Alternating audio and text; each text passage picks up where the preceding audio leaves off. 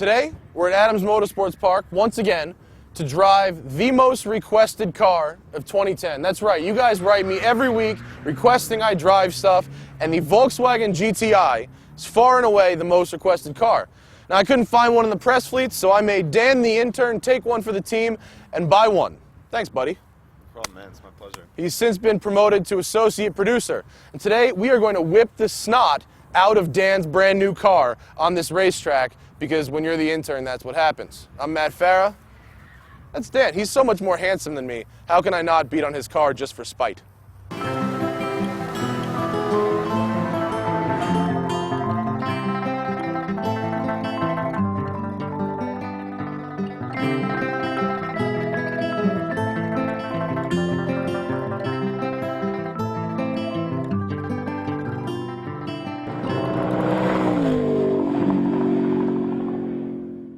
I would say that in the last 6 months, more of you have written me letters saying, when am I going to drive the new GTI, than any other car. And I get lots of them. So, amazingly, I hadn't driven a GTI in a few years, not since 2002. But this one is very interesting. It has the same engine as last year, 2-liter turbocharged 4-cylinder, makes 210 horsepower, 207 pound-feet of torque. Just like last year, all that power goes to the front wheels, and now we have an electronic differential to help distribute the power more evenly, reduce torque steer through corners. This car has the optional dual clutch transmission, which we've seen before in other cars and is still very good. The paddles on the steering wheel, nice size, right place, and the steering wheel is fantastic.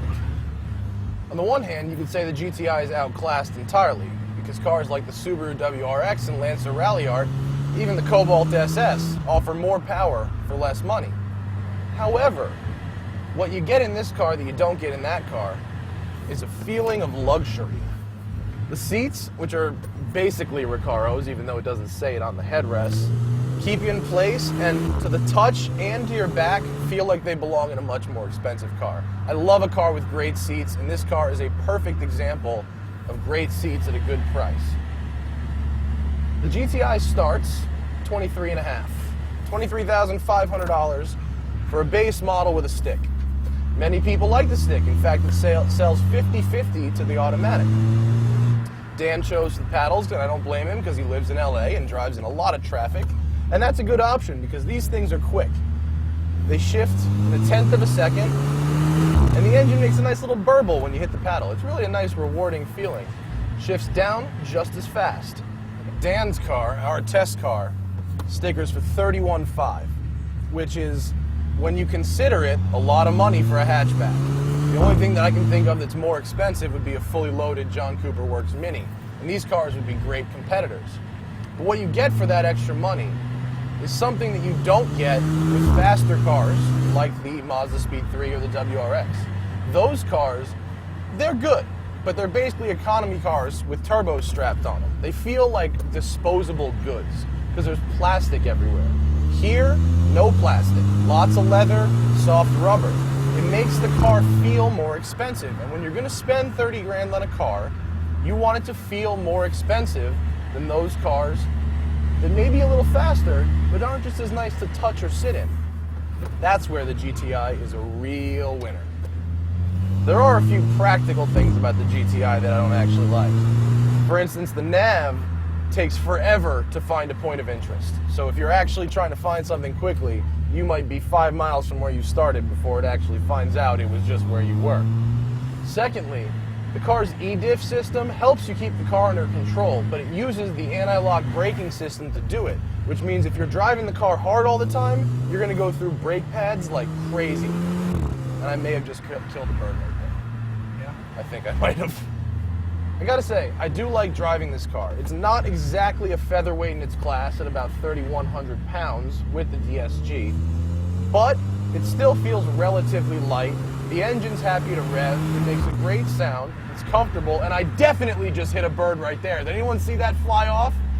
Oh, it's bird slaughtering day on the smoking tire.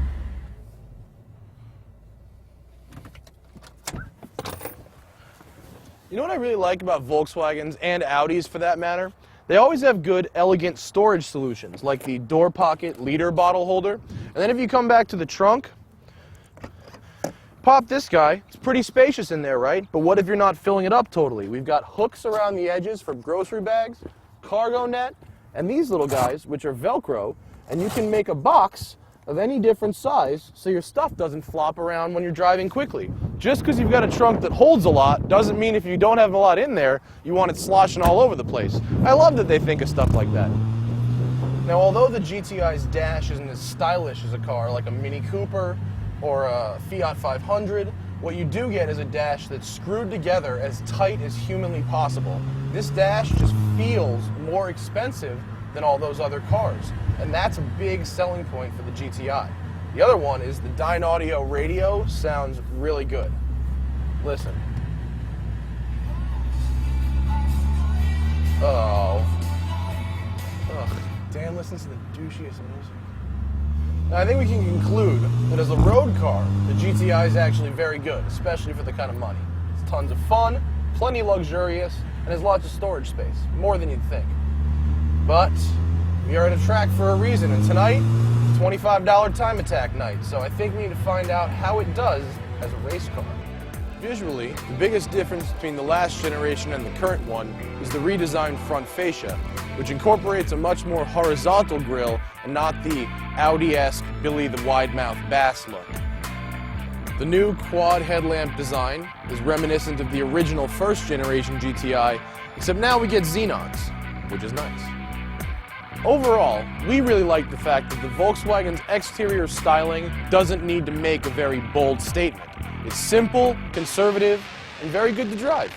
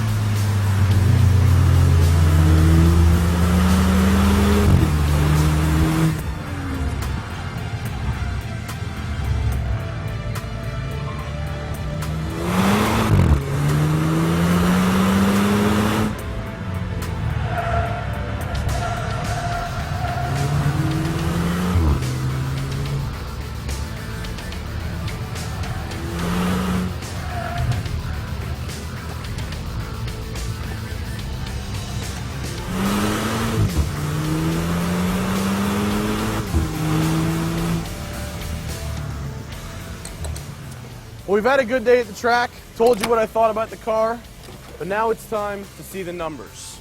Now, the car to beat was the Mazda Speed 3, which ran a 50.8 with me driving.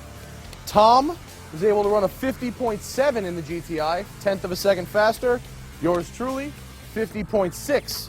So, with the same driver, the GTI is most certainly faster than the Mazda Speed 3. Unfortunately, Dan's lap was hampered by a Miata driver going off course, spreading dirt everywhere, and forcing them to cancel his session. So he got screwed out of this deal, but that's why he's the intern. I'm Matt, that's Dan, that's Dan's GTI. We've had a good time, and I'll see you next week on the Smoking Tire. Fucking Miatas.